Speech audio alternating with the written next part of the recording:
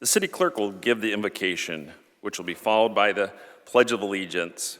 After the pledge, after the clerk reads the call, after the clerk reads, we're going to have a moment of silence for retired fireman Captain Gary Fox, retired Delta College President Don Carline, and SVSU Professor Michael Robert Heron. Please rise.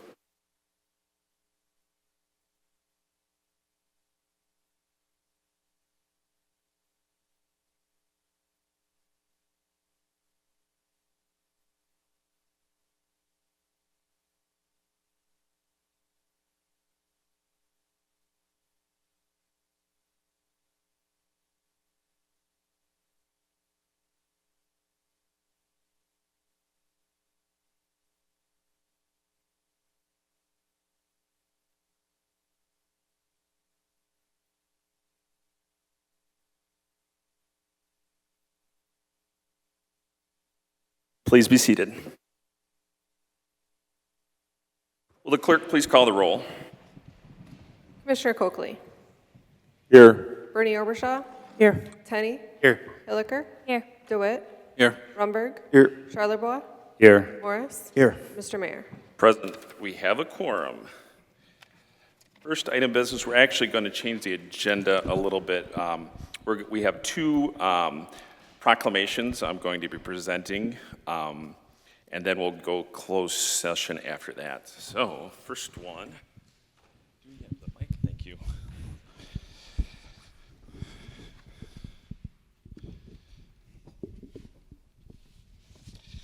So the first one is to recognize somebody who has made a contribution to the community and had an unfortunate passing in the last week, and definitely touched a lot of people's lives after reading many of the tributes to him in the community. Commissioner Tenney and I had a discussion and put together a proclamation recognize him as June 2nd as his day. So I'm going to read, whereas Michael Robert Heron was born on March 23rd, 1981, to George and Carol Heron. He followed in their footsteps by being a social worker, an educator, and an advocate. He was a true pillar of the Great Lakes Bay region, having inspired and educated hundreds of people. And whereas he graduated from Garber High School, class of '99, received a BA in political theory, constitutional democracy, philosophy, history, and political science from Michigan State's James Madison College in 2003, received a Master's of Social Work, Clinical Social Work in 2012, and received a Juris Doctorate from Cooley Law School in 2019. And whereas he served as the chair of the Social Work Department at Saginaw Valley State University College of Health and Human Services until the time of his death on May 24th, 2025, he also served on the board of Saginaw's Defender's Office. And whereas he is survived by his mother Carol, brother Matt, brother Hex, sister Shannon, nieces and nephews, and countless friends that he considered family. To know him was to love him, and he was known by so many. Now therefore I, Christopher R. Gerard, Mayor of the City of Bay City, do hereby proclaim Monday, June 2nd, 2025 as Michael Robert Heron Day in Bay City, and urge all citizens to recognize him for all his accomplishments. In witness whereof I have hereunto set my hand and caused the seal of the City of Bay City affixed the second day of June in the year of our Lord, 2025. So let's recognize Mr. Michael Robert Heron.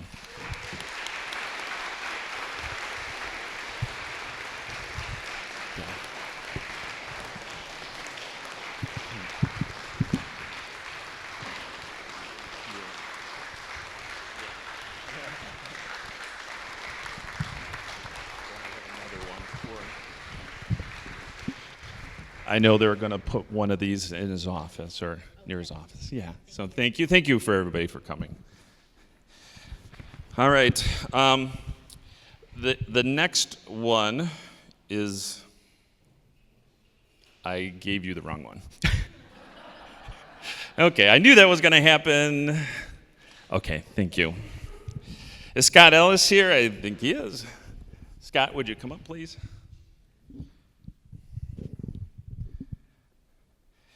And I know we recognize Pride Month now for several years, so thank you for being here. So whereas the movement towards equal rights for two-spirit, lesbian, gay, bisexual, and transgender people, a historic turning point occurred on June 28, 1969 in New York City with the onset of the Stonewall riots. During these riots, led by transgender women of color, the queer community rose and fought back against discriminatory laws that have since been declared unconstitutional.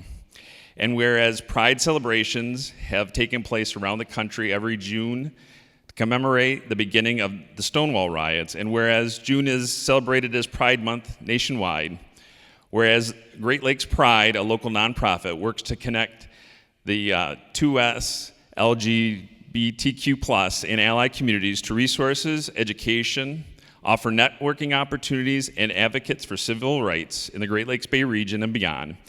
And whereas our nation was founded on the principle of equal rights for all people, but the fulfillment of this promise has been long in coming for many Americans. Some of the most inspiring moments in our history have arisen from the various civil rights movements that have brought one group after another from the margins to the mainstream of American society. And whereas the City of Bay City supports the right of every citizen to experience equality and freedom from discrimination, and now therefore I, Christopher R. Gerard, Mayor of the City of Bay City, do here proclaim June 2025 as Pride Month in Bay City and urge residents to celebrate with our members of the 2SL LGBTQT+ community, furthermore recognizing the contributions made by members of this community and to actively promote the principles of equality, liberty, and justice. In witness whereof, I hereunto set my hand and cause the seal of the City of Bay City to be affixed the second day of June in the year of our Lord, 2025. So, thank you. Do you have any comments? I just would invite everybody to check out our website for everything we have going on this month. And happy Michael Heron Day to everyone. All right, thank you. Thank you, everybody.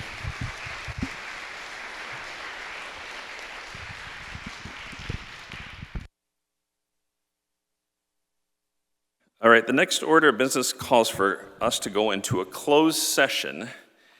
And so we'll need to take a vote on that to move upstairs. So is Commissioner Coakley. Motion to go to closed session. You need to read it. You need to read it.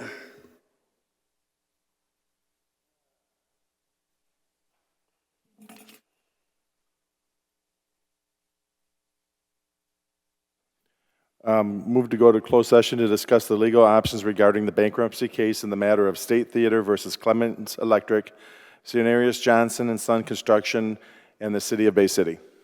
And is there a second? Commissioner Runberg. Second. All right, all right, roll call vote.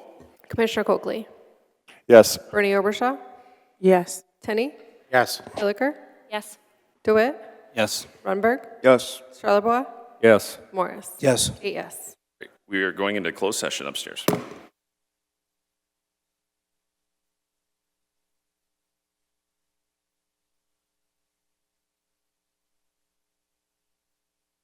We'll just give the two other commissioners a few minutes to get back in.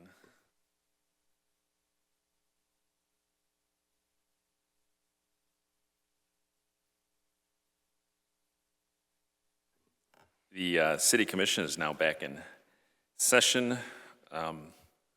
Just if we could note that we have everybody except for Commissioner Charlebois, and I'm going to guess he just had to take a function break. So we have presentations. So this is our final budget presentation of the Bay City utility budgets. So Mr. Martini, I'll turn it over to you.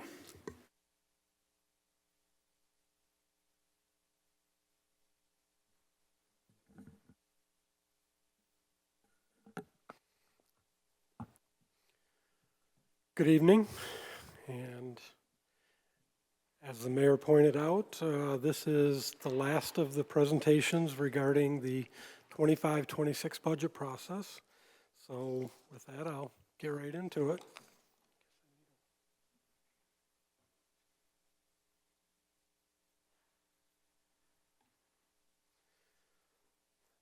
The utilities, of course, represent our electric utility, sewer utility, and our water utility. So those are the only three funds I'm presenting tonight. So the electric utility, revenues are just down slightly, less than 1%. And most of this is all related to the use of fund balance, as well as completion of a project for Merson that was done last year. So it's not budgeting as much revenue or expense this year. But charges for services, 3% increase. Interest and rents just reflects the interest rates that we're earning on our money. And other sources, mostly, of course, that is a reduction in our use of fund balance. Moving on to the expenses, increase in personnel cost, typical increase in salaries for union increases as well as step increases. Fringe benefits, as I pointed out before, we had significant decreases in our retiree healthcare fund, retiree healthcare contributions. Operating supplies, almost all of that is related to the purchase of power for resale. And other services comparable. Capital outlay is down quite a bit from last year, but I've got a separate slide on what we're doing with capital outlay. Debt service is pretty much a continuation, no new debt issuances. And transfers out, this is the dedicated position in IT that services the AMI function. As far as the individual departments, utilities, customer service, all relatively pretty much consistent increases, reductions. Peaking plant is a little larger than normal. Over the last several years, they've done some major renovations to or overhaul of those buildings of that equipment. The other ones are fairly common. As far as moving on to some of the other ones, relatively significant decreases in substation maintenance. Last year we bought some, or this year we bought some fairly significant SCADA hardware that we're not purchasing next year.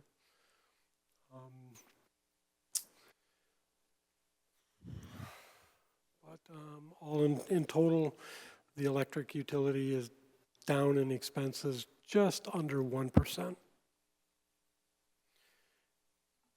Personnel, it's up 3 positions, but that includes 2 positions as seasonal tree trimmers. So fairly consistent staffing levels. And as far as revenue highlights, no rate increases are scheduled as of right now. There is going to be a cost of study analysis to determine whether one is required. And this year we're using $4.4 million of fund balance as compared to last year where it was significantly more than that. Expenses, again, purchase power is 56.7% of the total budget, and it increased 9.25% compared to this year. And capital improvements, substation transmission is down. Overhead and underground conductors are down. Street lighting is down. So most of our capital outlay, we're not spending as much as we did in previous years. Sewer utility, charges for total budget is very comparable to last year, just 0.29% increase. Charges for services is down. Again, there was a rate decrease that went into effect February 1st of 2025. So that rate decrease is going to be in effect for the entire 25-26 fiscal year as compared to only for about 5 months out of this year. Interest in rents, small increase there associated with interest levels, et cetera. Other revenues, other sources. Other sources includes fund balance and using a little bit more of it than in past years. And transfers in, again, this is the refund for the workers' comp overcharge.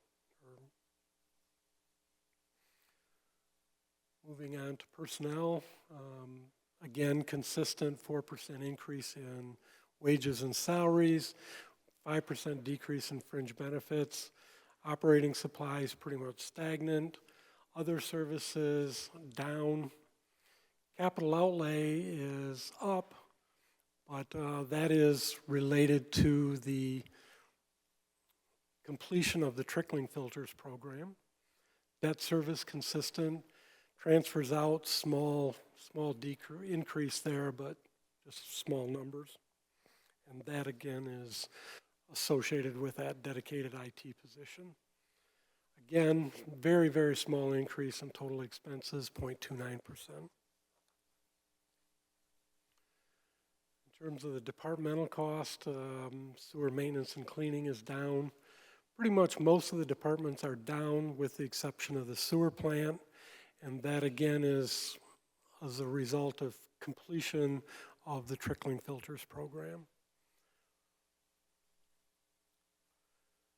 Personnel consistent with the exception of just some reallocations of small reallocations.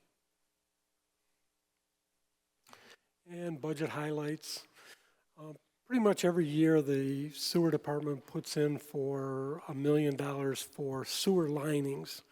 So instead of going in and digging out the old lines, they just go ahead and reline without having to do all the construction. And then some different other projects that are on the books. And again, the trickling filters replacement, $2.3 million.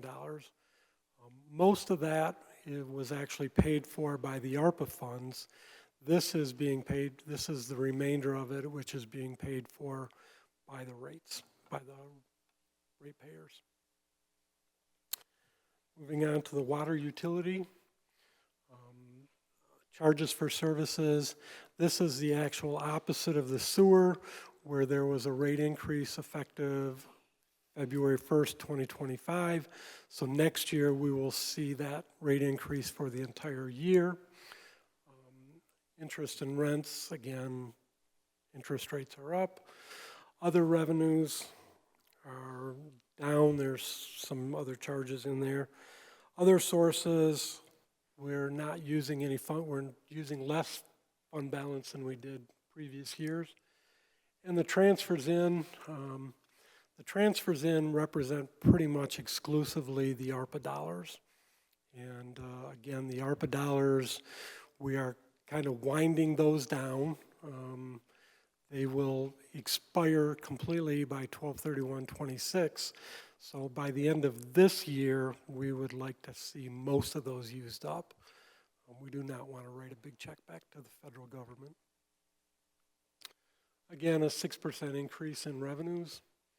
Expenses, pretty much the exact same thing here again. In this case, a small decrease in personnel, but fringe benefits, again, fringe benefits, a little cheaper.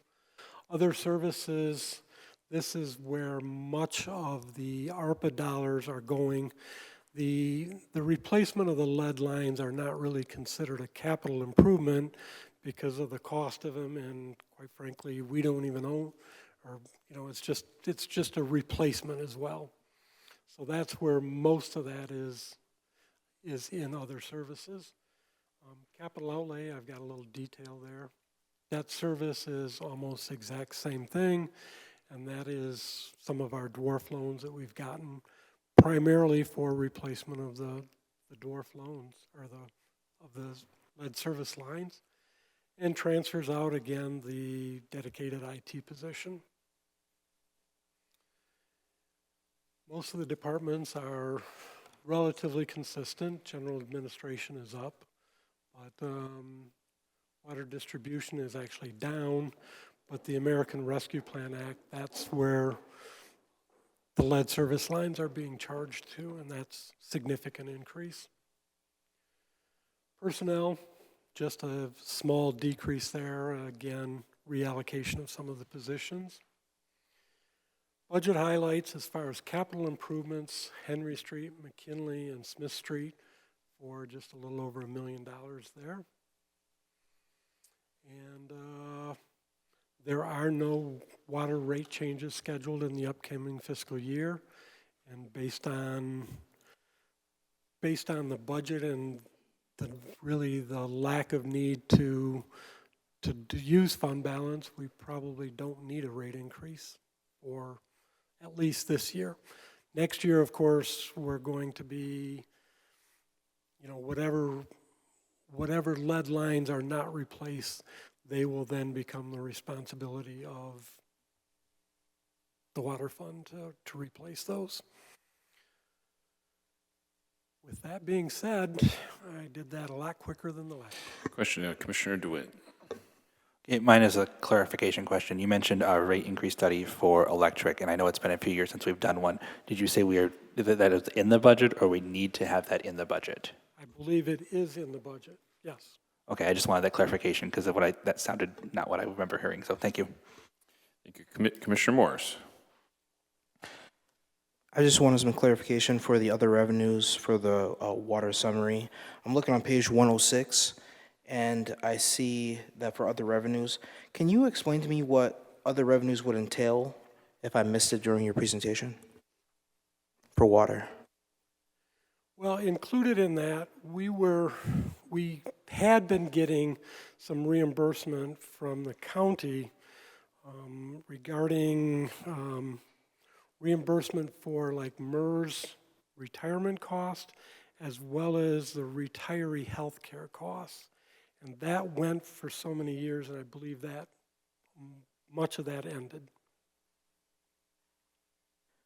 So I have one more question, because I see what is proposed, and what's proposed from what I've seen that was adopted in 2024, 2025, and then what was rejected. The disparity is so large. I want to know, is that because we're not getting those reimbursements, or? Okay, The reimbursements ended. thank you. Any other That's all I have. questions? Commissioner Tenney. No questions tonight, just a comment. You did a lot better speaking into the microphone, Mr. Martini, and I greatly appreciate that. All right, thank you. It can be. All dogs can learn new tricks. Ed can learn new tricks. So. Any other comments? I just want to say thank you very much. I know the other utilities in the state have requested a significant rate increase, and it's nice to note the city has asked for 0 rate increases for at least the electric department and water and sewer. So, As of right now, there are no rate increases scheduled for the 25-26 fiscal year. So that's been a long time since we've had all 3. So kudos to staff put all that together. Thank you. I think that's it. Thank you for your presentations for the last 3 meetings. Till next year. Okay, next order of business is the adoption of the agenda. Is there? Oh, I'm sorry. We don't want to miss the rental. Sue, we've been preparing. So we have a rental program presentation.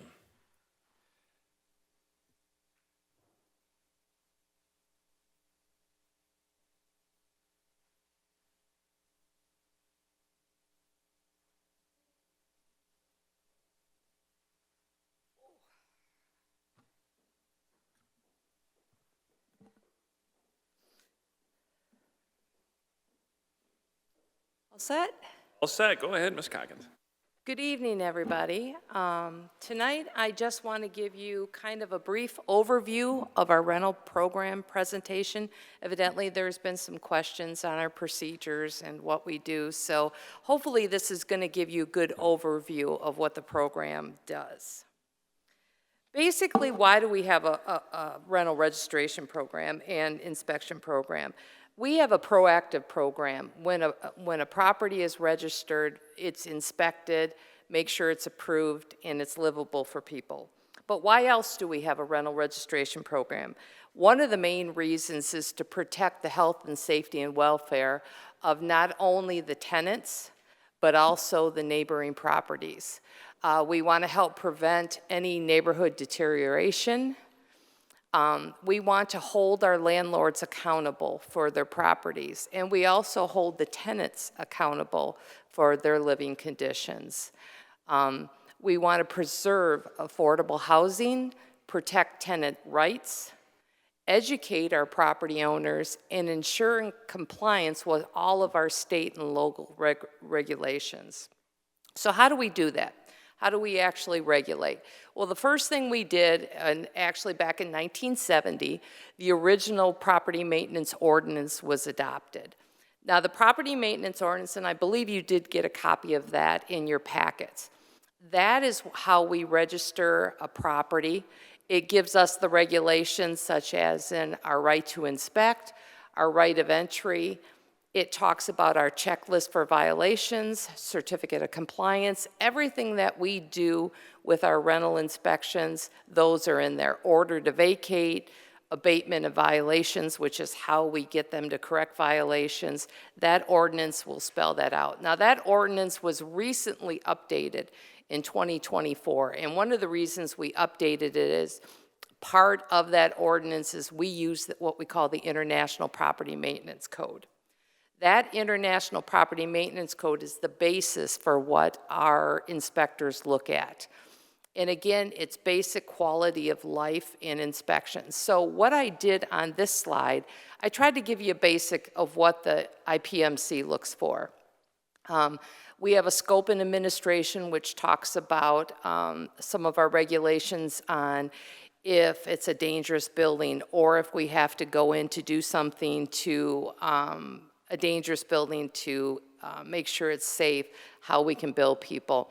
We have our definitions, which obviously changed from our last one, we were 2012. So you can imagine some of the definitions changed from 2012 to 2021.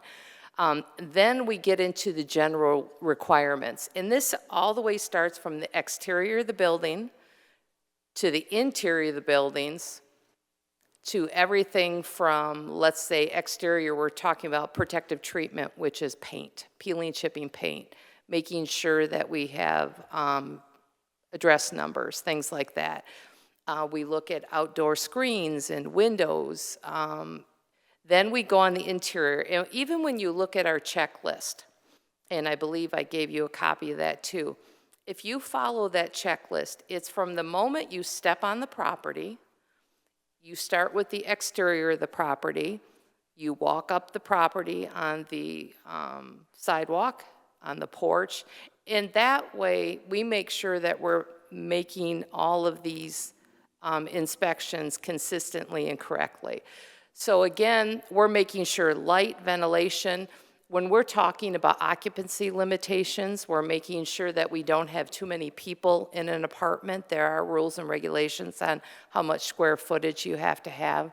Plumbing facilities, fixture requirements, sewer, mechanical and electrical, those are your furnace, your GFCIs, anything that, and our safety requirements. That's where we're talking smoke detectors, any of our carbon monoxide detectors, which was added, and we also work with our fire department on that. So when a property has to be registered, so all properties have to be registered, whether it be a dwelling unit, a rooming unit, private house, multi-unit, 2-unit. The only thing that we do not require registration for is hotels and motels. Those are regulated through the state, so we don't have to register those. All properties need to be registered before they're occupied. And we do have a process for if we find an unregistered rental, and we'll get into that a little bit later. Another one of our requirements to make sure that properties are being maintained is if we have an owner that's more than 50 miles from their actual rental property, they have to have a designee that is within the 50 miles. So if there is an issue with it, we can get a hold of somebody quickly. This is especially important for any of our out-of-state landlords. Registrations are not transferable. All new owners must re-register the property within 30 days of said ownership.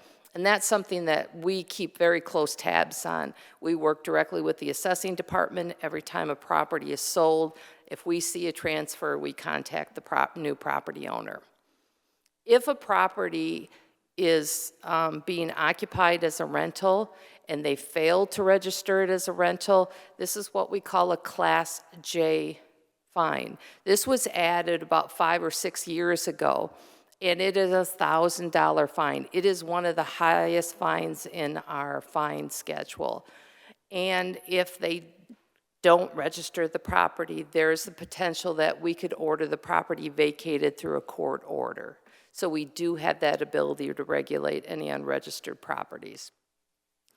Here's a statistic of where we are right now with our rentals. We have roughly 2,046 properties with 4,639 total units.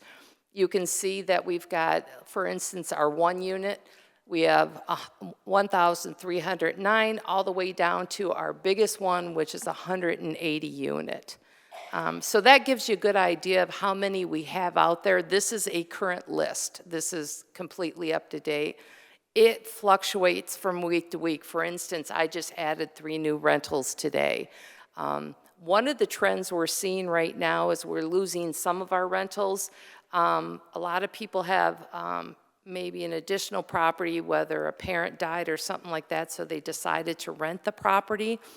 And then they have a family member move home, and a lot of those are switching out of rentals. So you'll actually see we've decreased our rentals by quite a few in the last few years. What kind of fees do we have with our rental program? Every year there's what we call a licensing fee, and that is $125 for the first unit and $35 for every unit after that. So that's an example. Let's say you have a 2-unit, $125 for the first, $35. They are billed annually, and it's usually in April when those invoices go out, and they're due August 1st of each year. I think we collect, George, don't hold me to that, I think it's roughly $368,000 a year that we collect on our rental licensing fees. We also, a few years ago, we were struggling to get these invoices paid on time. So a few years ago, we added a late fee. If it's not paid by, for instance, the August 1st, and it needs to be liened to the property, we add a $50 per unit fine or a fee when it's liened to the property. So for instance, if you have a 2-unit property, you're now going to get an additional $100 late fee when it's liened. Matter of fact, those were just liened, and those are always liened to the winter tax bill. Since we added that $50 per unit late fee, we probably cut our late by, I would say, at least 65%. Bills are being paid on time now. So we're real pleased with that. Again, the failure to register a property, it's a $1,000 fine. We've had several of those go to court, and those have been upheld by the 2 judges that we have. Rental registration fees, what those are, reinspection fees, excuse me. What those are is when we go out on inspections, usually we figure we'll have 2 to 3 inspections every time we have to go out and inspect. If it gets to the point that we have to keep going back out because they're not correcting or something, we find more problems, we can actually add $75 for every extra inspection after 2 to 3 inspections. We don't usually have to do that. Usually we can do that within our number of inspections. And then we ran into a problem for a while. We schedule our inspections, are usually scheduled out about 30 days in advance. We would get to the day of inspection, and sure enough, we'd have calls all day, we're canceling our inspections. Well, that really messes with our schedule, especially when we're trying to stay on the triennial basis. So we added a $25 fee. You're allowed one or two cancellations. After that point, any cancellation is $25 extra. And that has really seemed to work with our cancellation fees. So our inspections, we have 2 inspectors, 2 full-time inspectors. Our inspections are completed on what we call a triannual basis, which is every 3 years. However, there are other reasons that we can go out for an inspection. Follow-up inspections, which will be after we do an initial inspection, a tenant complaint. Usually when we get a tenant complaint, we try to schedule those within a matter of days, depending on the severity of the complaint. Or if we have something with reoccurrent violations, that will allow us back on the property. When we start the triennial inspection, a letter is sent to the property owner in advance, usually 30 days, including a copy of our checklist. So they know when an inspector shows up, they know exactly what we're looking at. They've got the same checklist that our inspector is going to look at. And it's nice because we'll also get questions ahead of time, like the carbon monoxide is new. So a lot of them are still learning where they need to put the carbon monoxide detectors. So that way they can get it done ahead of time by seeing it on the checklist. The checklist was created, I want to say about 8 years ago. And the reason for the checklist is consistency. When you have several inspectors, we have 2 right now, you want them to always look at things the same way. And what happens is sometimes an inspector's out on an inspection and the tenant's talking to them and the landlord gets to them, and sometimes it's easy to miss something. With this checklist, they know that they've looked at everything before they've left and they don't miss anything. So that checklist is vital to everything that we do. And at that time when they're done, the inspector will note any violations, and then they will notify the property owner via mail and email of any violations and what the scheduled follow-up is going to be. One of the reasons we use email now is we started to run into problems if we mailed everything through the U.S. Postal Service. It could take 2 to 3 weeks for a landlord to get the requirements. So everybody that's provided with email, everything gets emailed as well as done by hard copy. So what's some of our enforcement mechanisms? Well, the first one that we always want to try to do is obtaining voluntary compliance, which is usually what happens with most of our landlords. But we also have the notice of violation ticket, which is the first ticket, which is usually the $100 ticket. We have the civil infraction citation, which is $100 or $1,000, depending on what the violation is.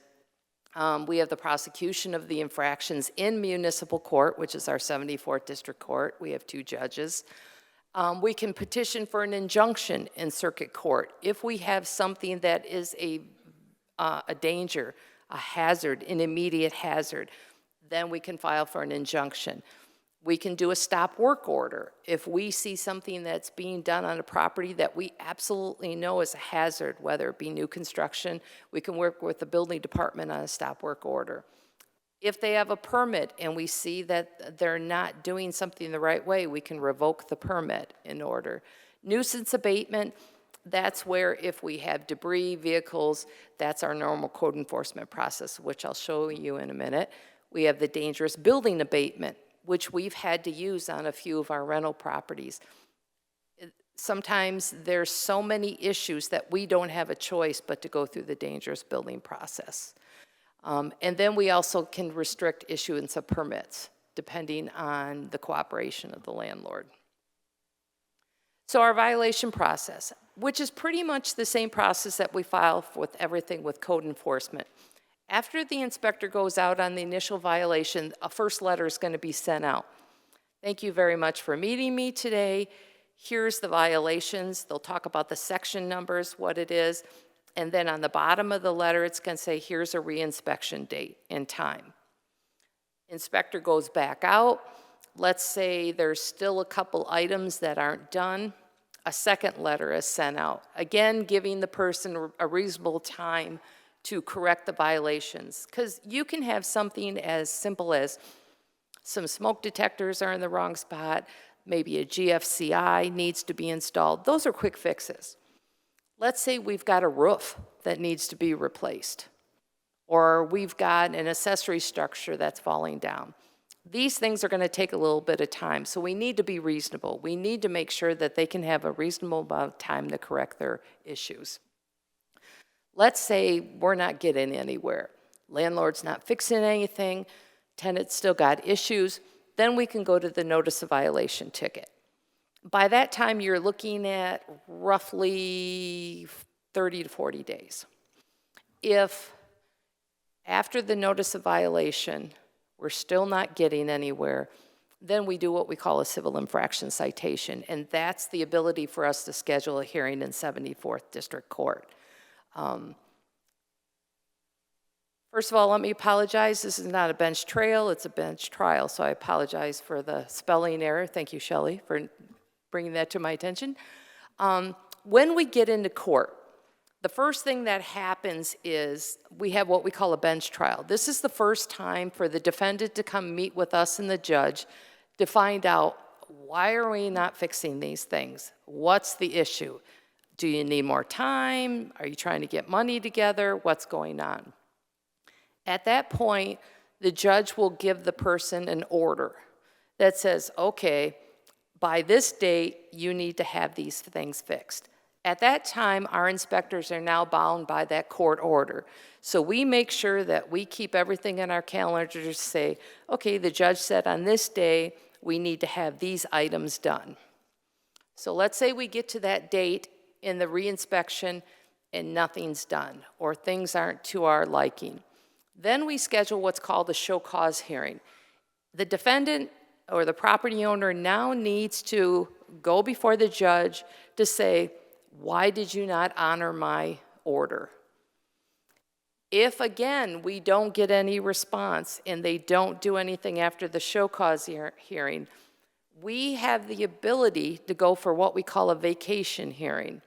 This is where, okay, if you're not going to comply, then we're going to order the property vacated, or the judge will order the property vacated.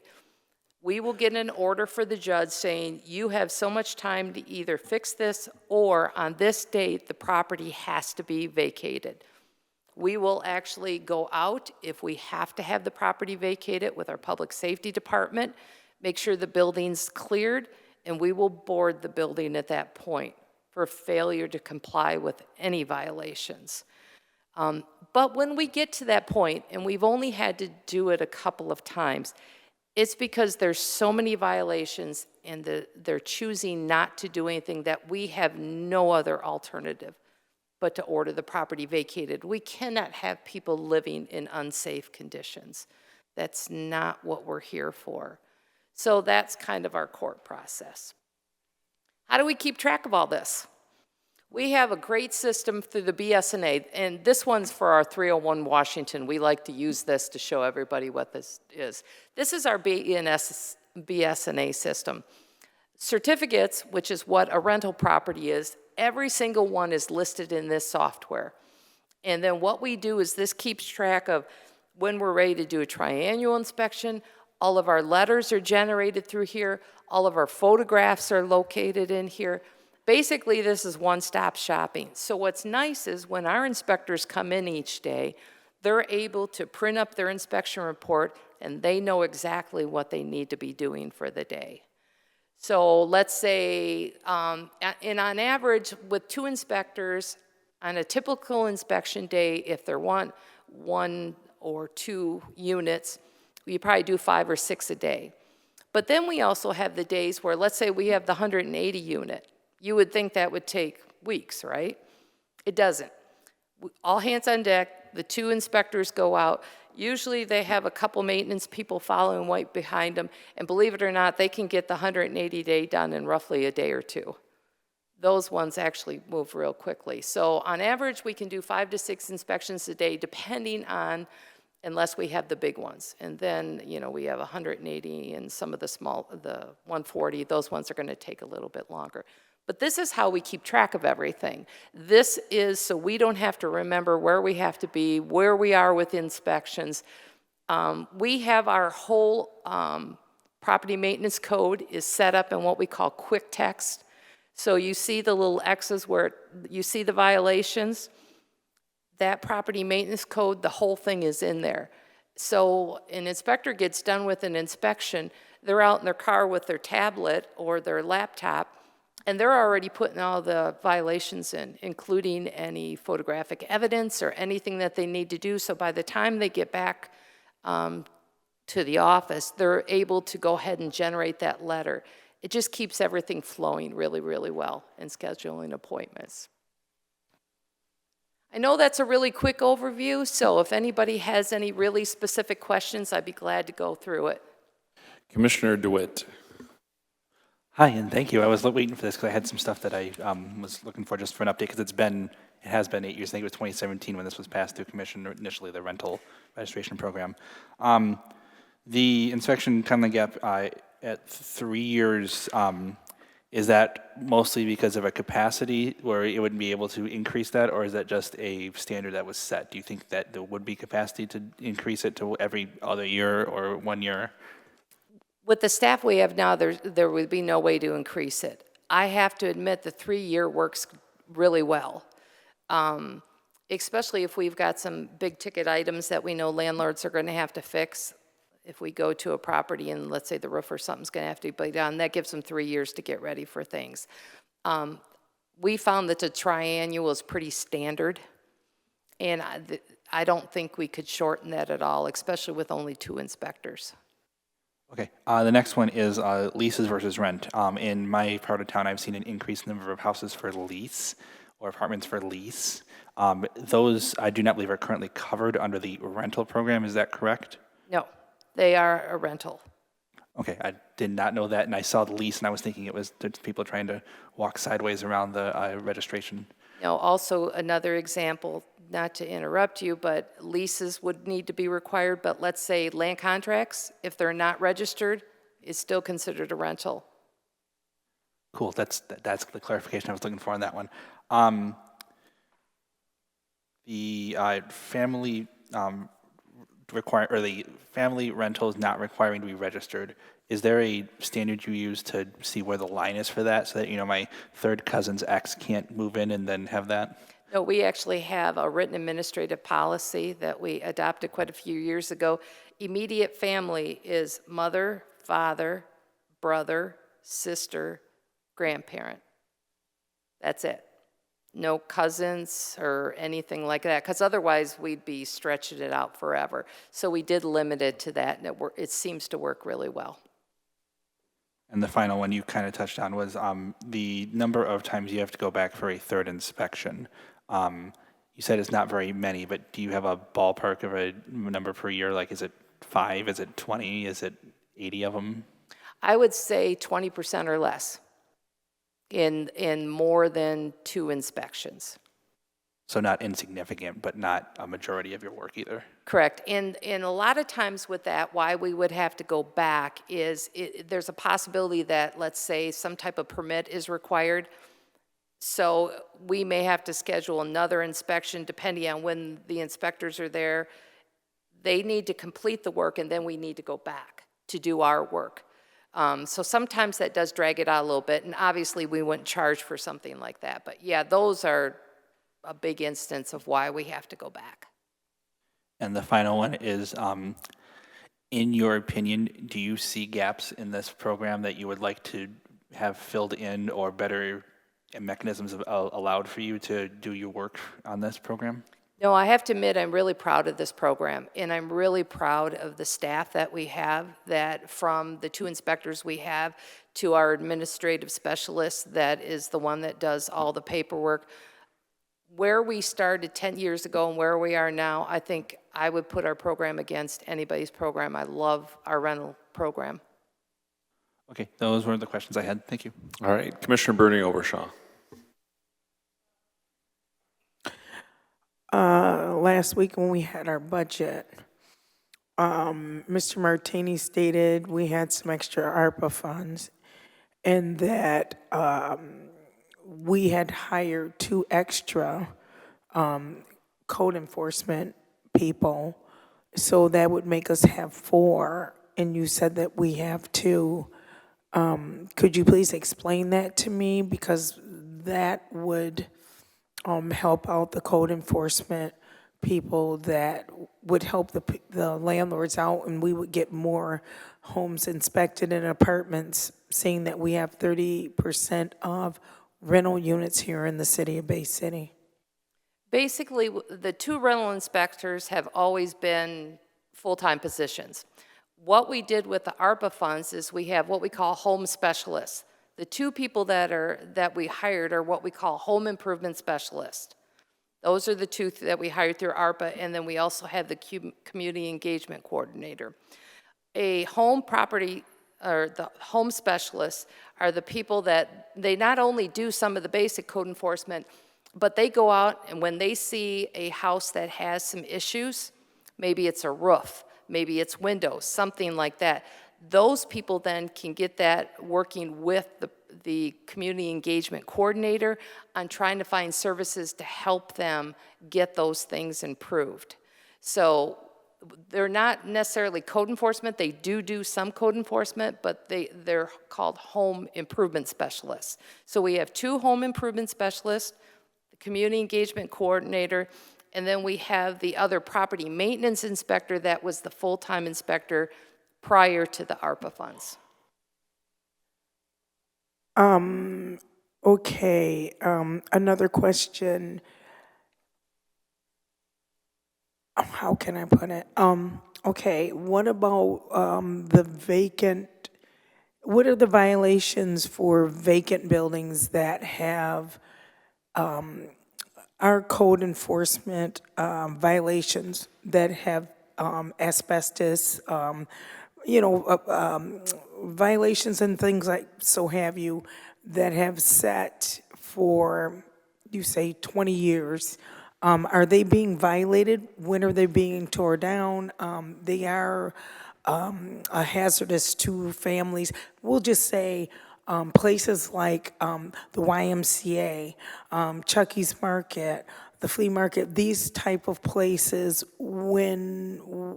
these are hazards. When will code enforcement take care of those? How long does it take for these sort of violations to be taken care of? For asbestos, first of all, we don't go inside buildings. Vacant building is only exterior building, exterior properties. So we already have that program that we adopted, probably about 5 or 6 years ago. I think we roughly have just short of 300 vacant buildings, which that number increases every single day.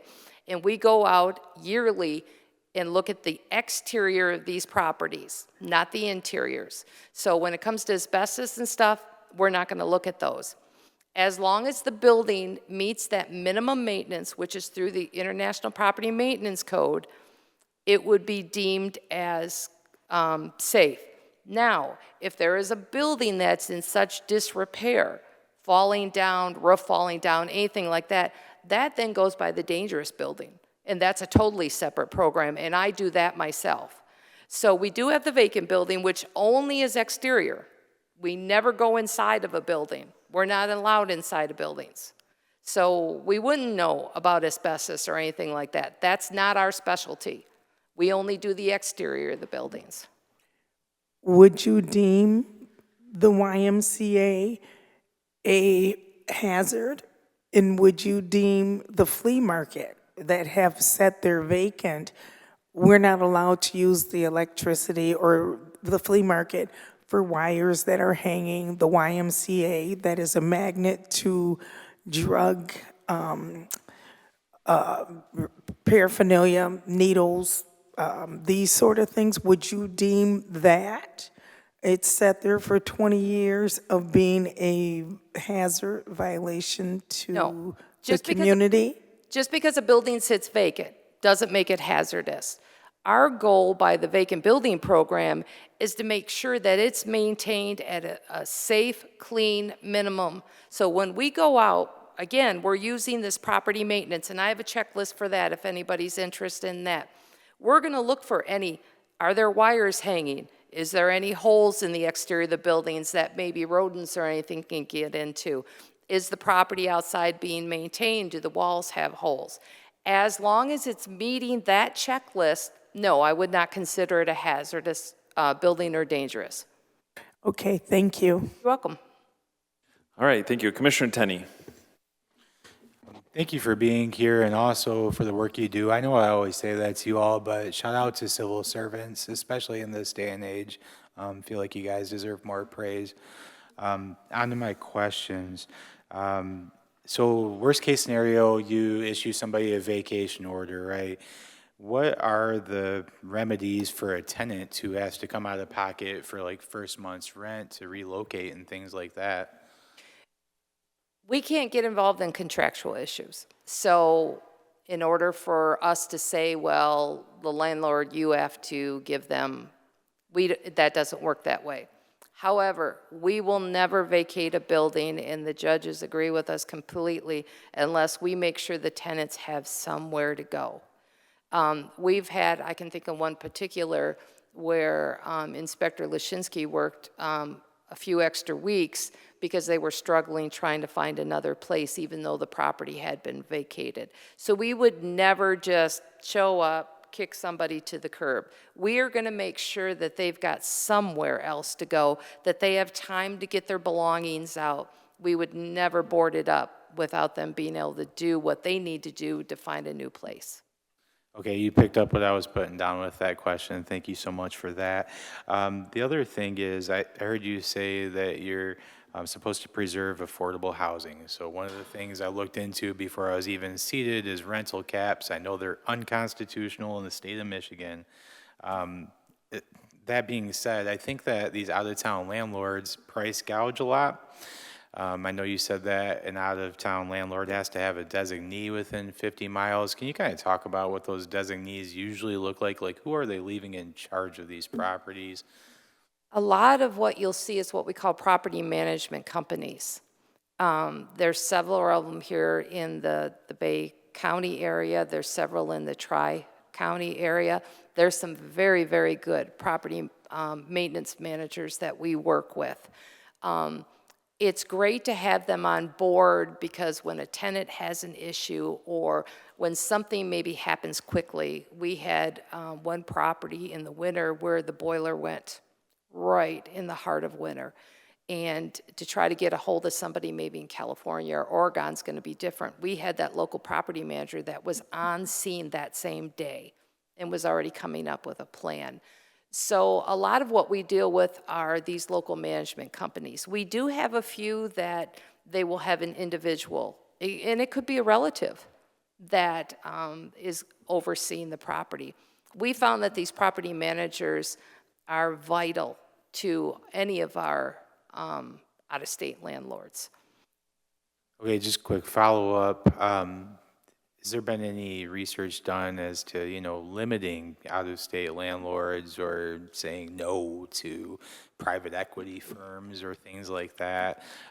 People that are money grubbers, basically. Has there been any conversation about that? I guess that would be something I'd have to talk to our legal team about, if we would even have a legal right to do that, because these are private businesses. So for the government to step in, we can't on a lot of things. It's just against the law. But that would be something I would have to run through our city attorney. Okay, I appreciate you. All right, Commissioner Renberg. Thank you, and thank you for your presentation.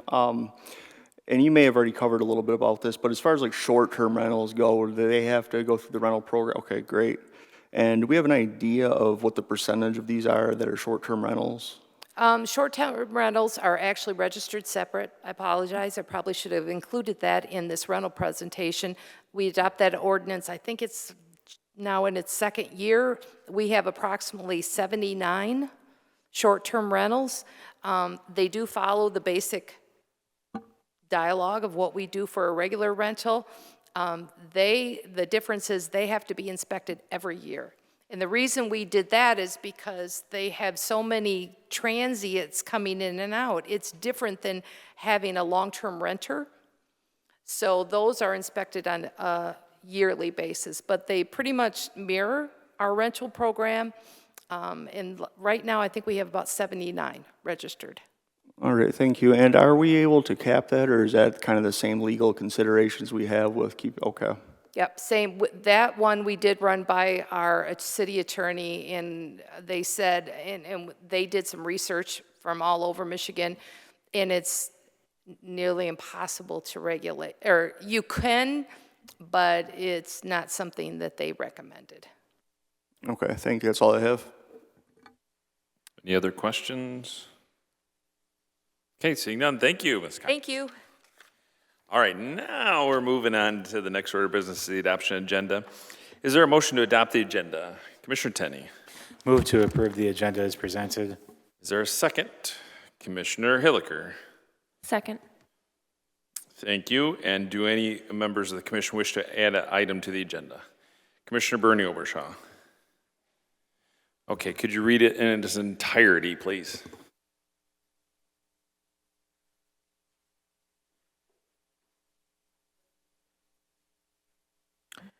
Resolution.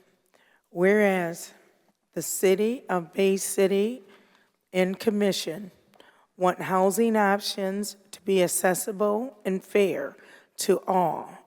No one deserves to live in unsafe and uninhabitable conditions.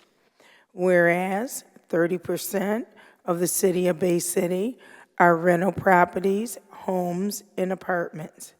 Whereas all rental properties should be and shall be in compliance with the State of Michigan Housing Law 167/1917. Whereas nationally increasing numbers of rental units are being brought up by large property conglomerates and rent being set increasingly by culinary agrarian software rather than traditional market competition. Whereas the City of Bay City passed a rental registration upkeep process in 2017 under Ordinance 2017-7. Be it resolved, the following adjustments are recommended to come back to the Commission for passage as a new ordinance adjustment. Add to the registration program a fine schedule for items. These include, but not limited to plumbing, electric, havoc, windows, indoors, dwellings access, such as landlord locked doors, ramps, as by comparable fair housing rules and codes at the discretion of the City of Bay City staff tasked with writing amendments. Double fees for those to be operating non-registered rentals by partnerships and limited liability companies or profit corporations based outside of the City of Bay City for non-compliance fines. Build a guarantee into rental registration that property owners will be fined if they increase rents outside of the rental agreement.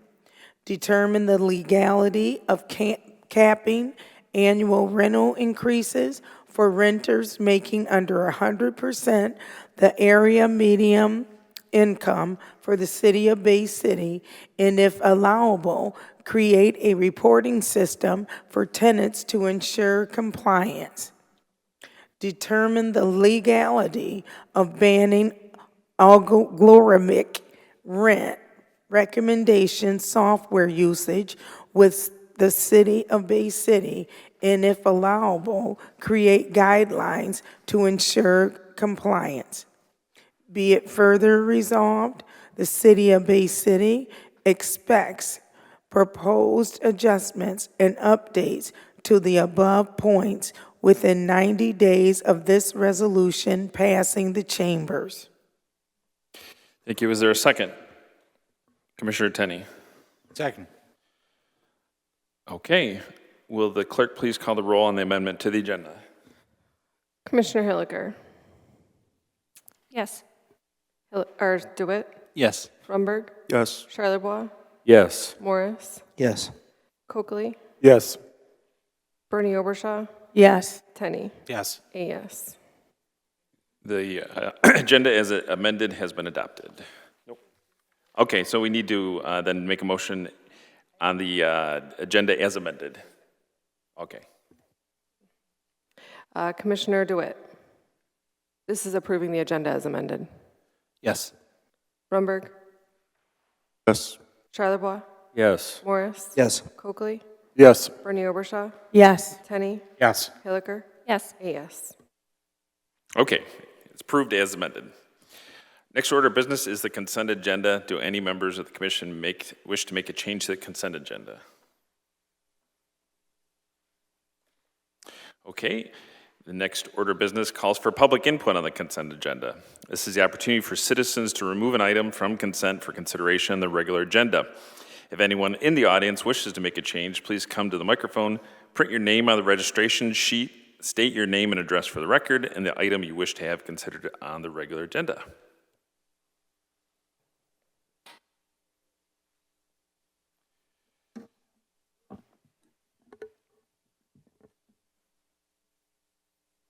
Just want to make sure you understand this is just to remove an item for the agenda for. Okay, thank you. All right. Next item of business is remarks of the mayor and commission. Oh, let's vote on the, I'm really missing things. Let's vote on the consent agenda. Motion. All right, Commissioner DeWitt. Move to approve consent agenda. Is there a second? Commissioner Renberg. Second.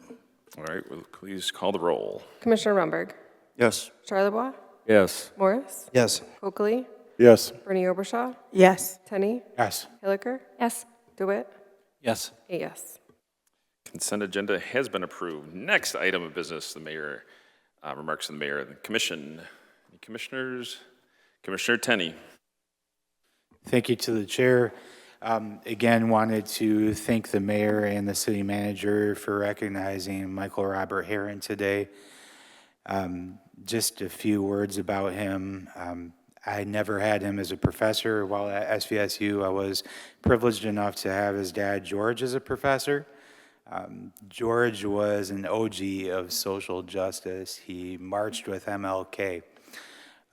Michael's mother, Carol, was instrumental in the redistricting proposal that passed back in 2018, if I'm not mistaken. So it's no surprise that Michael was a champion of social justice. March 23rd has been on my calendar as MRH Day for the past, 7 or so years. So I joked with him on his birthday in a card that he had more friends than Charlie Sheen had sexual partners. Forgive my off-cuff remarks, but it's true. He was a friend to everybody. He was the unofficial ambassador of downtown. I know that he was friends with my colleague from the 9th as well.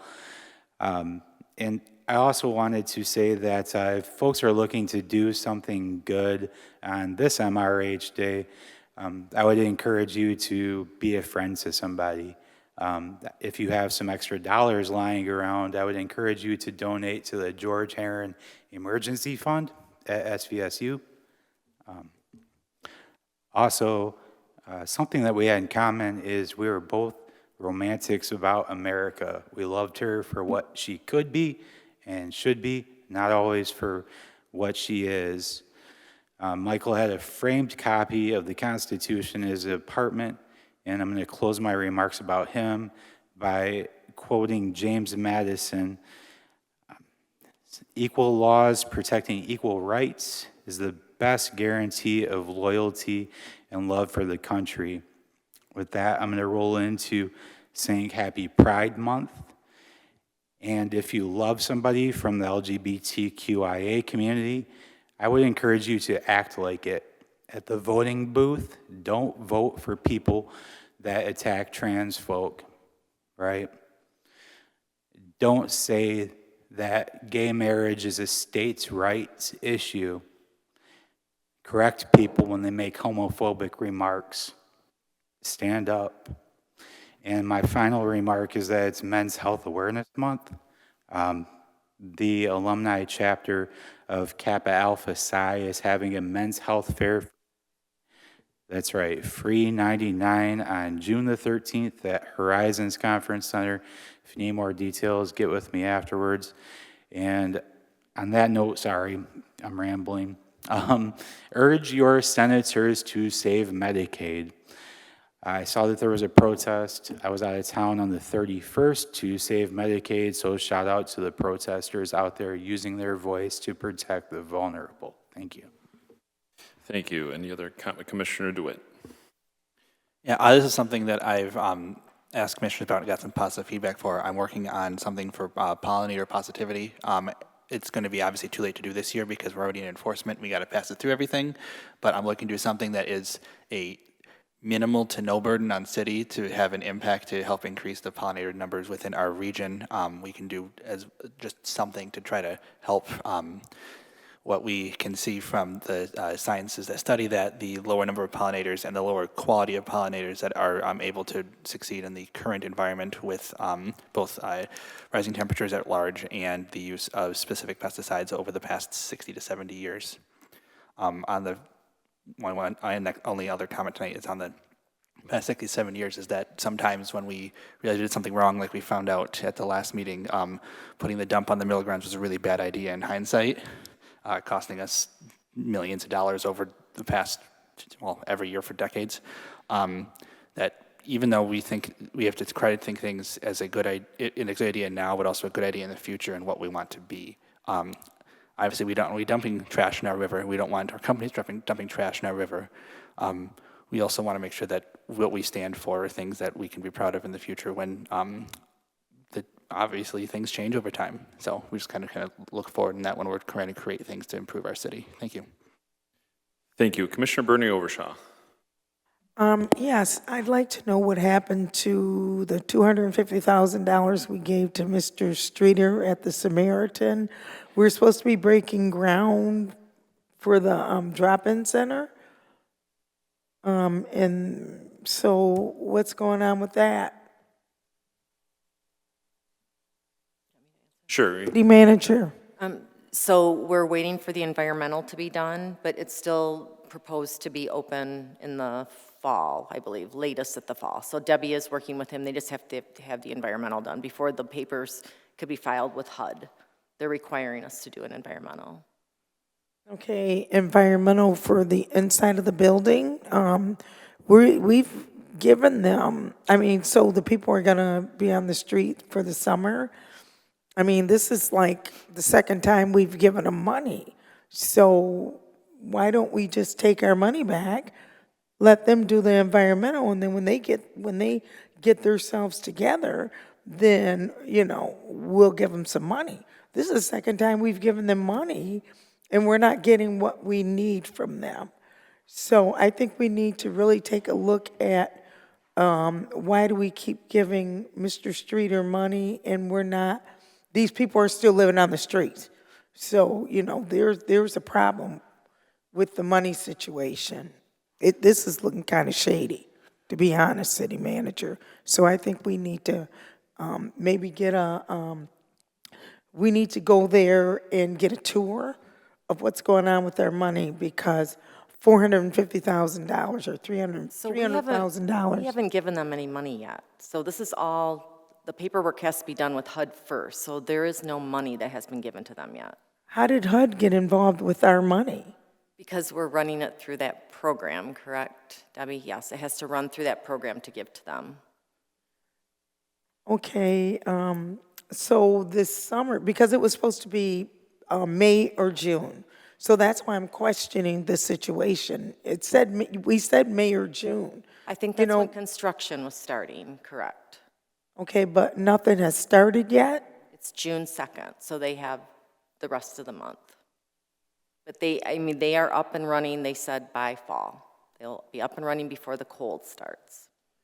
So the summer, they have to find a place to go.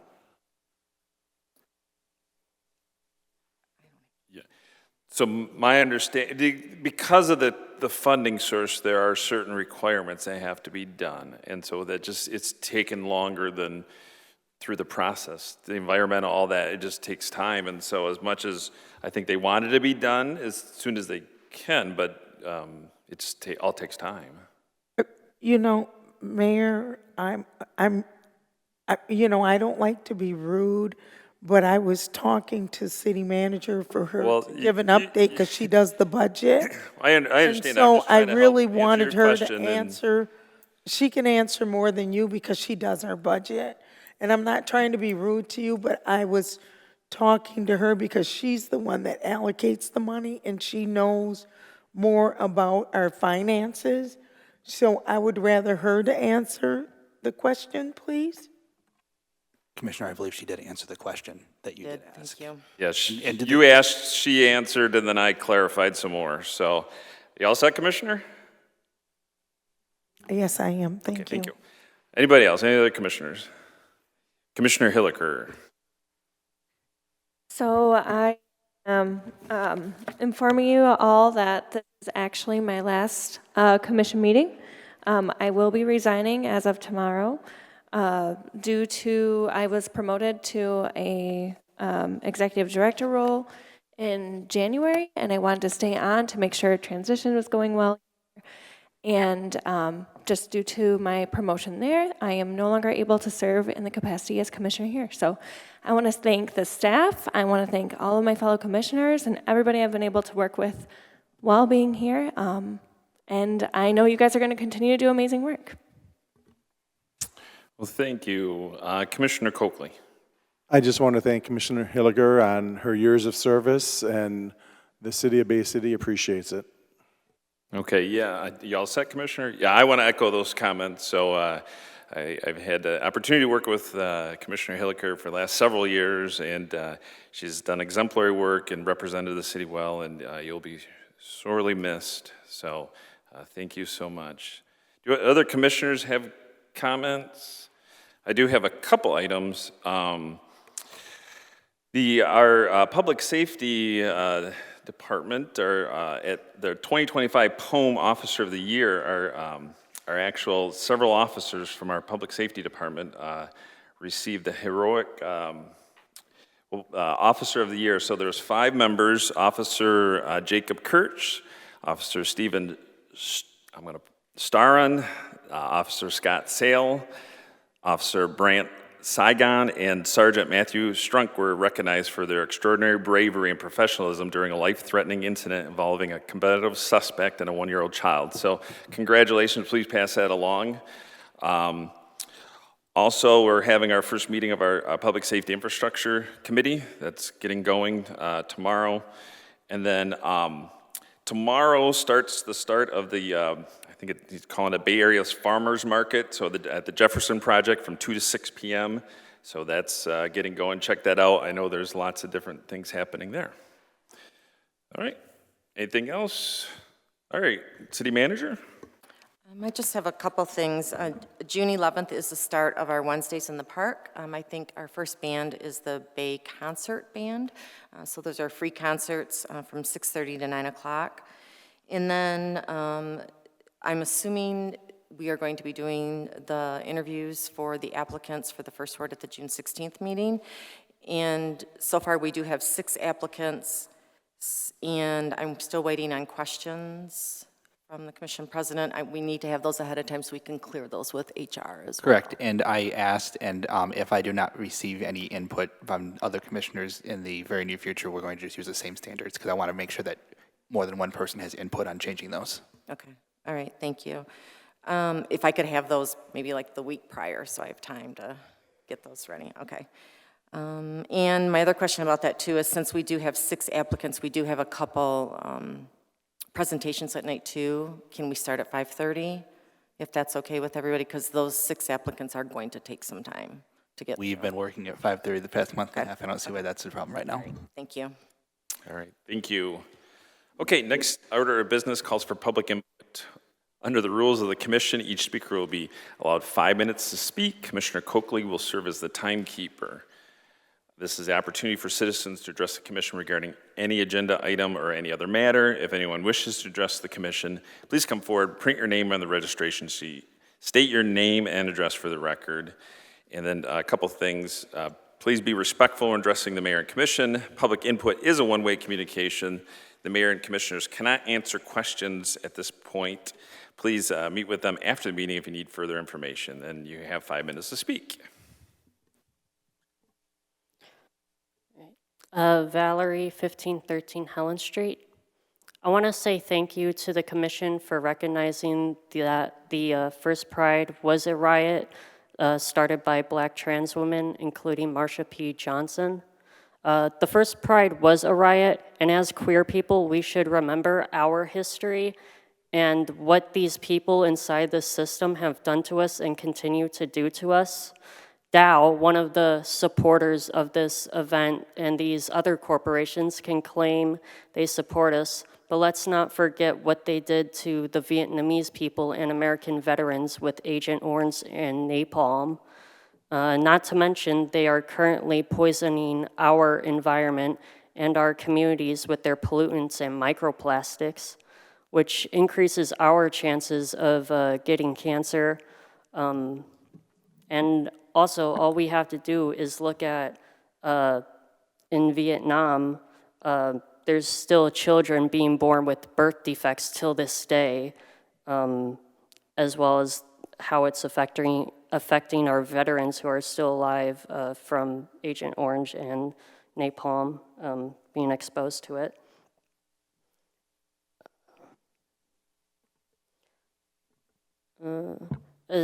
And also our communities that live next to these plants, with the toxic chemicals they're subjected to and experiencing every single day. But I fear this will only continue to be worse, and our environment, for us and our environment, since the government is deregulating the EPA and giving more permission to corporations to harm us. How can they support us when they actively poison us day after day with no accountability?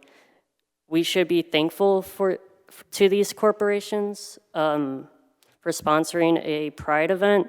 Is JD Vance going to tell me I haven't said thank you once just to the companies that are putting these events together, but are also poisoning my body with microplastics and making the air unbreathable? To that I say no thank you, and we would rather have corporations not infiltrate our spaces when they clearly do not care about anyone. Rather, the queer community as a collective should not allow this kind of nonsense that is rainbow washing to occur. We must reclaim what Pride used to mean to us, what we want Pride to mean today, and what the future of Pride we want to be. Because what else is there to be proud of if we're actively celebrating our own deaths at this point?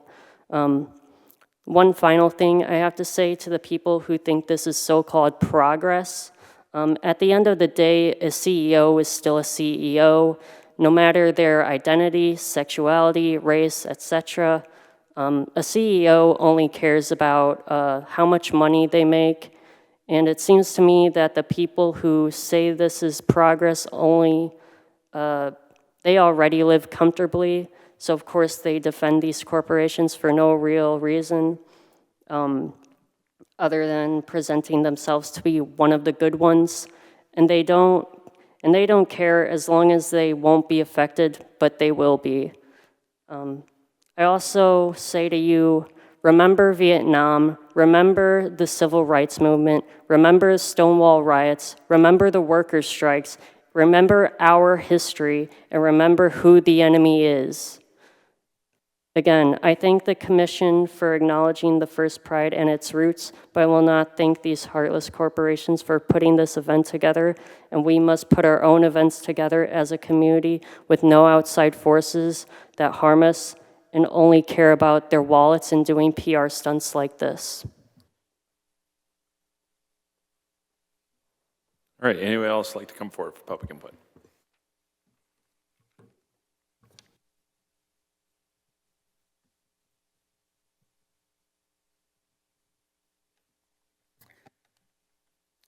Paul Kleinow, 1713 10th Street. I just wanted to add a couple follow-ups and thoughts to some of the things that were mentioned earlier in the meeting. So especially support the proposed resolution about more stringent regulations on landlords in town, particularly corporate and out-of-state ones. I think in general, it's a iffy proposition when housing is supposed to be shelter, but it's being treated as an investment asset for these guys. Especially when you consider the concept that people are making money in town instead of it circulating around town. Well, now it's going into these landlords, into the property management company, and then out of town. So it's worrisome. I definitely approve working on that. Ending algorithmic rent systems, those amount to price fixing, absolutely. Couple other ideas. There was a question about whether or not we would be able to have any sort of additional punishment structure on out-of-state landlords. And question of legality of that. Just a proposal that I've seen in other places that we could do here is we have the registration fees.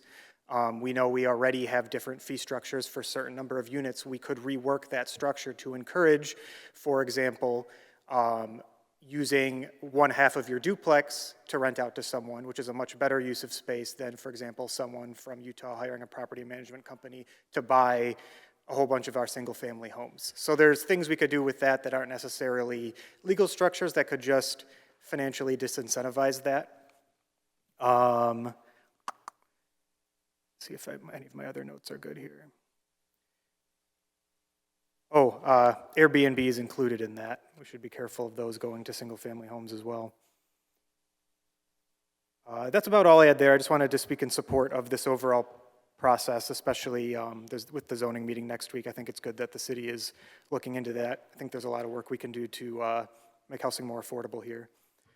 And then just a real quick topic on Pride. Happy to see the city celebrate the history. I just urge people not to be complacent. This is not an event like July 4th where we're no longer fighting the British. We're chill with the British now. This is a celebration of a still ongoing conflict. It's something that's still happening today. I read in the news today there was an actor from King of the Hill who was murdered in a homophobic hate crime. So what I ask of the city in that sense is I just urge the council never to be tempted by any sort of public pressure on any sort of bills that lean into that hate, any sort of guise of child protection for book bans or sports bans, bathroom bans, drag bans, any of this stuff that starts small but is just a foot in the door for what we know can get a lot worse.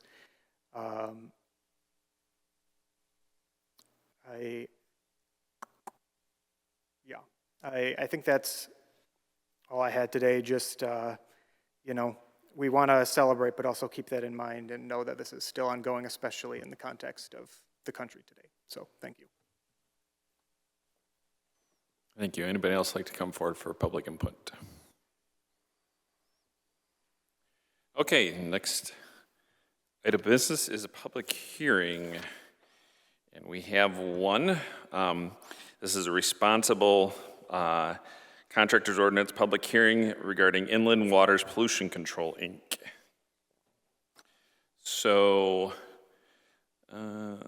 this is the opportunity for citizens to address the commission regarding that public hearing. Take a motion. Commissioner DeWitt. Motion for a public hearing on public hearing for responsibility for Inland Water Pollution Control Incorporated. Thank you, Commissioner Coakley. Second. Okay, is there, okay. All right, we are in public hearing. Hello, I'm Andrew Warner. I'm here to represent Inland Waters and Pollution Control. This is my first time, so I'm not sure how to approach the bench, but what I will say is, you know, when we went through your budget for your sewer system, there was a line item in there for about $1 million a year. And over the last 3 years, Inland Waters has held that contract. And what it's gotten the citizens of your city is 33,000 foot of your underground sewer and wastewater cleaned and CCTV'd, and an additional 26,000 foot of that relined through trenchless rehabilitation. So that's 26,000 foot of trenches that the citizens here did not have to deal with, you know, disrupting their daily lives. And so what the situation is this contract is up for bid again, and honestly, we submitted the wrong safety record. And so we wanted to make a correction to that. What we submitted was an EMR, which is an experience modification rating, and the standard is below 1. We submitted our corporate one, which was a 1.26, I believe, and that sort of is the entities that belong to our parent company, Purus, across the United States. They've bought up some companies recently to try to grow our footprint and enable us to be more competitive, and those companies don't have the greatest safety record. But what we should have submitted was our Michigan EMR, which is a 0.93, which is well below that standard of 1 and shows that we're safe.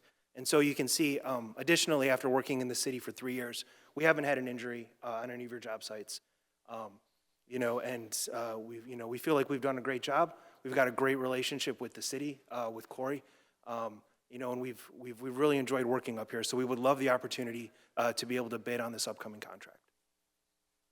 Thank you. So with this, it's a little different than our normal public hearing. We can allow commissioners to ask questions at this point if they do. So Commissioner Tenney. Thank you, the chair. Thanks for being here.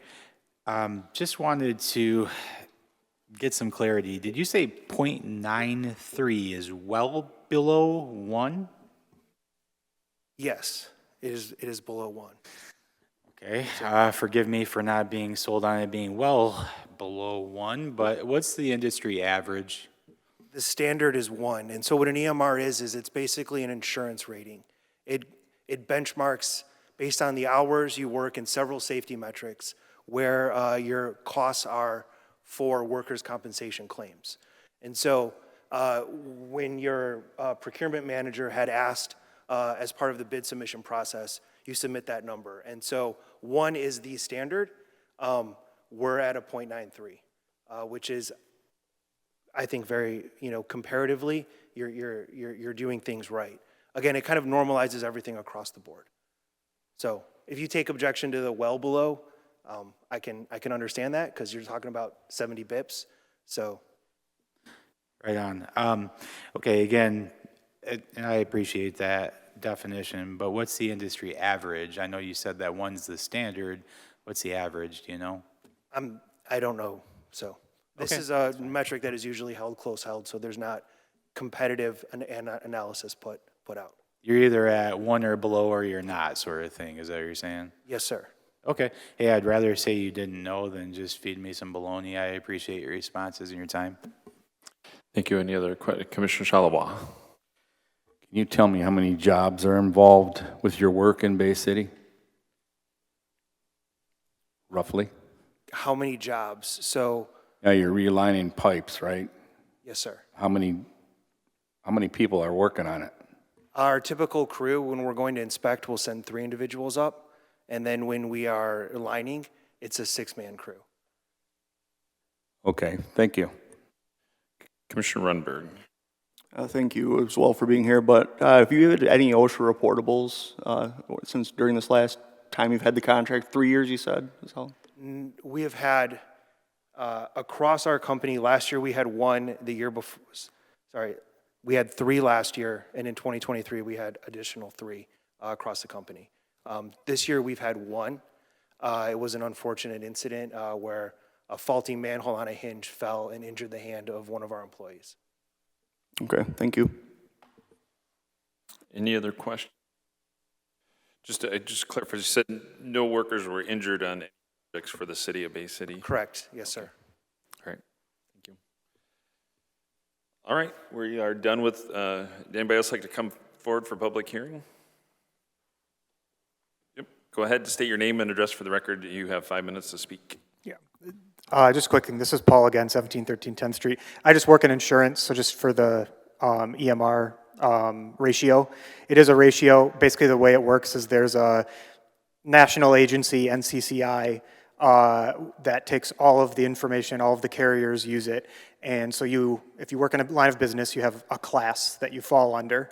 And you report, how much payroll you have into it and how many claims you have. They turn that into a ratio. And so if I'm working for my company and someone asks for their ratio, I can get that for them by going to this national agency. But in general, if you're below 1, you take your base insurance rate and you actually get it cheaper. So if below 1 means you're getting a lower rate than quote unquote the standard 1.0. And if you're above, you've had so many claims where now the insurance companies are charging you more money than the typical within your industry. So just wanted to provide that. All right, thank you. Anybody come forward for the public hearing? Seeing no one come forward, we are into our regular agenda. Will the clerk read the next item of business? Regular Agenda 1, City Commission recommending Inland Waters Pollution Control, Inc. be deemed a responsible contractor per ordinance 2021-14. Is there a motion, Commissioner Tenney? Move to approve. Is there a second? Commissioner Hilliker? Second. Any discussion?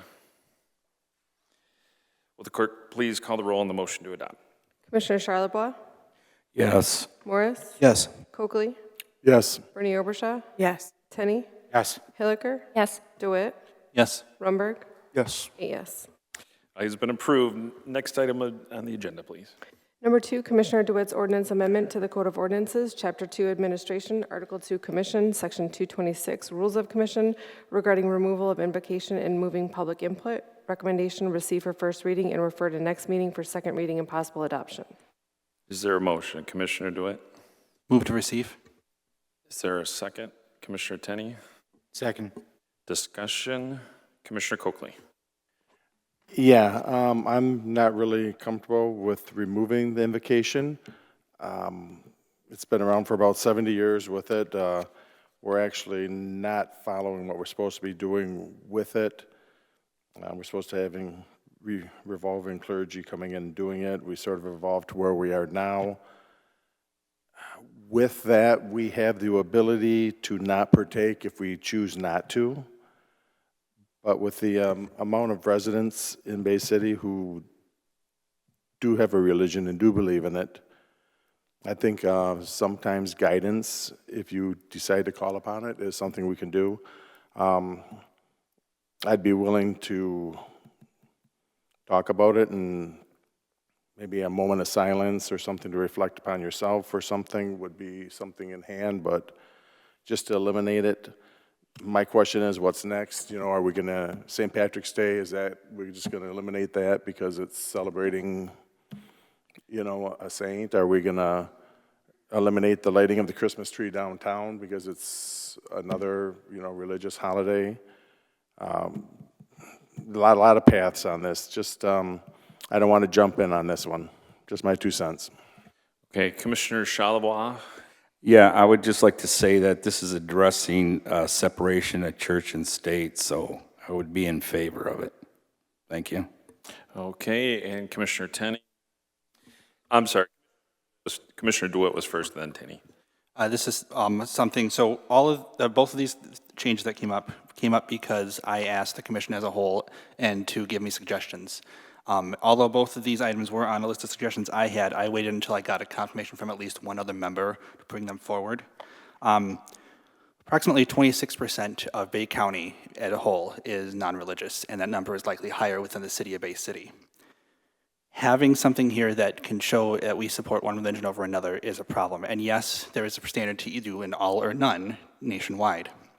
Problem is if we move to allow all, the non-religious generally don't have the same resources or the same opportunities to be able to come forward. And cities that do have an all are able to apply tend to get groups like the National Satanic Temple, which although their tenets are technically secular, they are purposely provocative in their imagery. And that is why I do not want to go that route, because we don't need purposely provocative imagery. What I'm looking to do is just move something that, it's only 70 years old, as you said, Commissioner Coakley, but there are people who are in the city who have been around longer than that. Most of the time when things like the invocations in front of meetings or adding under God to the Pledge of Allegiance was done, it was done in the 50s as a counter to communism in Russia. Russia's not communist anymore. And as the predominant religion-based city is still Christian as a whole, allowing more options would lead to different sects of Christianity within the city to splinter and probably make a worse situation. If we want to be cynical, the majority of stuff you hear from people who contact us is tend to be like the city is always wrong. If we're always wrong, then maybe we need something other than a creator's message in the front of the meetings. Okay, I have several people who want to comment, so I have you. So it's Commissioner Tenney, Runberg, Morris, Bernie Overshaw, and Coakley. All right, thanks to the chair. Just echoing what some of my colleagues have said, that the Constitution is far older than 70 years old. It explicitly talks about separation of church and state. We're clearly in a chambers where we're a government body, the board of a government body, rather.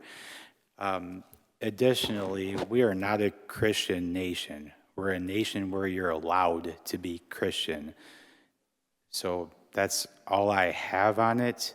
I yield my time back to my colleagues. All right, thank you. Commissioner Runberg. Thank you. Yeah, most of it's already been covered by my colleagues, but I'll just speak from personal experiences. I'm an agnostic myself, raised Catholic. I'm an agnostic now. And I know I have several people in my ward, many people in my ward, that are not necessarily explicitly of any one particular religion. I think it's a more inclusive option to allow people, and again, if it was just a moment of silence for people to gather their own thoughts, meditate, whatever they want to do, I'd be on board with that. But to ask a deity to intervene and to oversee something along this should be a personal choice and not something that's put on upon the board. So that's what I have to say. Thank you. Commissioner Morris. I'm all set. Commissioner Bernie Overshaw. Well, I am a strong believer of the Lord Jesus. He is my Savior. Now, if you want to go to hell, that's on you. I believe in my Lord and Jesus and Savior. So you do what you want to do. I'm going to heaven. I don't give a damn what y'all want to do. There it is. Thank you. Commissioner Coakley. Where'd you get the 76%? I know that's a national average. I believe Michigan is closer to 80%. Bay County, I'm not entirely sure where that number came from. The Public Religion Research Institute, they track these trends similar to Gallup, but through research of... So it was 76%? Over a quarter of Bay County residents are non-religious, and this could be a blockage for them to want to produce. Non-religious, but it doesn't say whether they, what they believe in one way or another? Non-religious includes, it does not include Islamics, it does not include Israeli Hebrews, it does not include Buddhists. So that number is likely higher than that are non-Christian in total. So the majority still is. All right, I can see I'm on the wrong side of the number, sir, but I'm going to stick strong on it.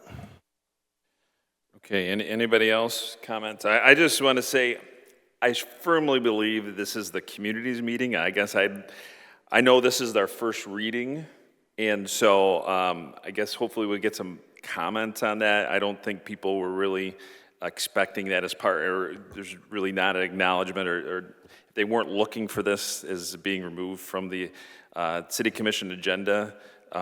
This gives people another opportunity to take a look at that over the next 2 weeks and give feedback to their commissioners on what they'd like to see. So this isn't a final kind of end result of the changes, but this is an opportunity for the citizens to contact their commissioners what they feel, because I do believe we're representatives of the city, and so it's their meeting, so I guess I'd like to hear from them. Is there any objection then for this referral for the next meeting? Okay. Receive, not refer. To receive, yes. Thank you. Yep. Okay. Would the clerk please read the next item? The last item is regular agenda number 3. It would be Commissioner Bernie Overshaw's resolution she presented earlier. Is there a motion, Commissioner Bernie Overshaw? Okay, let's say I'm making the motion for the record. Yes, motion. Is there? Just say move to approve. Move to approve. Thank you. Perfect, thank you. Is there a second? Commissioner Tenney. Second. Discussion. Commissioner DeWitt. Okay, so while this in general is something that I am in favor of, I think we do need to take a couple of adjustments just to make the wording more concrete. So for example, the first bullet point that we have here for schedule item for schedule a fine, registration program, a fine schedule for items. With the presentation, it showed that there was a segment of items that was already included. I do believe that bullet point is taken care of in the current code. So I'm not making the attempt yet, but I just wanted to put that out there. It was noted also between Commissioner Tenney and the presenter that legality of capping annual rental increases is unconstitutional. So I believe that one should also be removed. Even though these are just recommendations for the city to come back to us, I'd rather us start on a framing that is easier for any staff would be touching this to be done. So I want to support this. The spirit of this is something that I'm very much okay with. I just want to, with the presentation we got today, possibly make a couple adjustments to it so that we can align with what we were told, and that might be easier for staff going forward, because we're still giving this a 90-day from passage, so it's not going to be a one and done thing. But I would like to see a couple of changes just to make sure that we're in as much compliance as we are aware of before we send it off to staff, for them to just tell us that we can't do that. All set, Commissioner? Yes. All right, Commissioner Coakley had some comments. Yeah, echoing a couple things Commissioner DeWitt saying, that a lot of this looks like it was covered today. I do support the basics of what this is saying. I'd like legal to take a look at it to make sure we can do some of the things that are stated in here and what we can't do. Can we cap? Can we, what we can do, but it most definitely needs to be addressed. And like I said, I do support the meat of this and just want to make sure it's written so we can do what it says. And we had a wonderful presentation today, and a lot of this was covered within it. And it looks like we're already doing it. All right, thank you. Commissioner Charlevoix. I just wanted to say, it seems like any things that we're worried about are addressed in there. It says check the legality of, so I think it's already covered. All right, any other comments? The only one, was there anything in there, was all checking the legality, it wasn't anything that takes immediate effect anyways? Yep, Commissioner Tenney. Sorry about the late hand there. So just two quick things. There are just two typos in this resolution. Is it implied that they're taken care of? I don't think anything is implied necessarily. So typically, and I'm not speaking for the clerk, just because I remember when I was a clerk, it gets printed in the minutes as it's presented from a commissioner. Like, for instance, if you're talking about the first bullet point, she read it as windows, but it's not, it doesn't say windows. There's no way to interpret a number 4 in the middle of a word that means windows. So we would need the clarification on that. And then the other one, it says, the third bullet point says the property owners will be fined if they increase rents outside of the rental agreement. So it means they're okay, they can do that, so. Yeah, those are the two that I saw too. May I make a motion to amend it and fix those typos? Okay, move to amend the resolution with the first bullet point fixing wind 4 to windows. And the fourth bullet point, the third bullet point to read as fined. Property owners will be fined with a D on the end of it.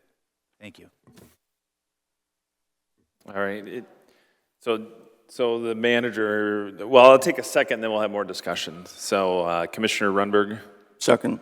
All right, discussion. The city manager has a couple comments. Yeah, if I could also go through this.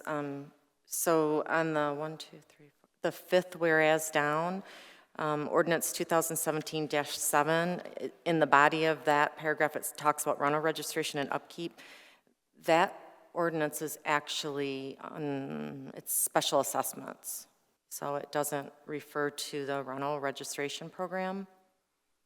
So there would have to be some change there. And if I could go through the bullet points, that first one, add registration, it's already been stated that we already have a legal process that addresses that. The second one, the double fees, we already carry a fine of $1,000 for unregistered fines. The third one, Ms. Cogan did state that we're not allowed, generally not allowed to control rent with landlords. And then the next one, determine the legality. That's the same thing. If you go back to 226, the Public Act of 226 of 1988, that one does not allow us to do that. And then determine the legality of banning rent recommendations. That's the same one, Public Act 226 of 1988. And I think that covers it then. Any other? Commissioner Morris. From what I just heard, it sounds like this is not necessary, so I would say no to this. Okay. Any other comments? Right here. Okay, Commissioner Bernie Overshaw. I didn't write to allow it. I asked if it's allowable. I didn't say allow it. I said if it is allowable. So that is not the same thing as saying it.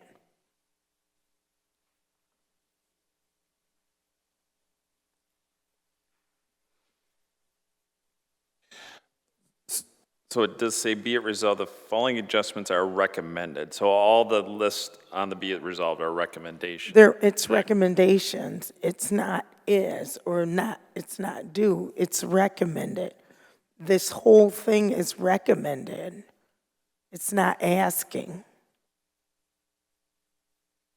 So if I could ask, Commissioner, your be it resolved says that they're recommended to come back to commission for passage as a new ordinance adjustment. So I wouldn't, in my opinion, I would not be changing any ordinance because we already do all of these things. But that's your opinion. You're correct, but there's a public act that we follow. That is your opinion. Not the I'm public putting act. it through. Okay, no, you can put it through. I'm just saying a public act is not my opinion. That's a state opinion. Okay, I'm gonna go ahead and put it through. Okay, any other comments? Commissioner DeWitt? Okay, so I know it was passed in 2017, the initial rental registration program. I thought it was by ordinance. Do you have the correct one for that then? If the one for special assessment that mentions rentals is not the correct one?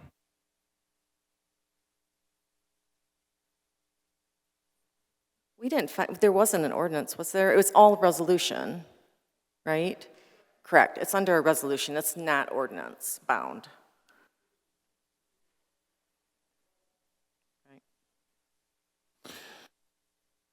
Okay, I could have sworn it was a ordinance passed, but you know that was a while ago, and I don't work full time here, so that's okay.